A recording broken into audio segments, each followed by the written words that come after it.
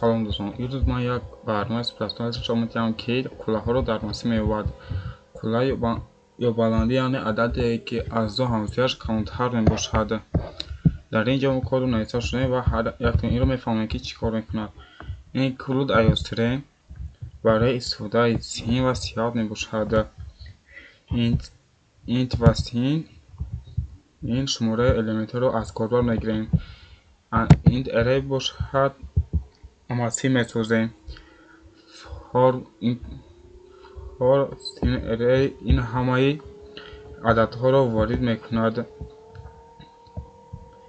این سی بر 0 حساب کنند برای کلاه ها. فار باشد از الیمنت دیمون تا پیش از آخران رو میسنجیم.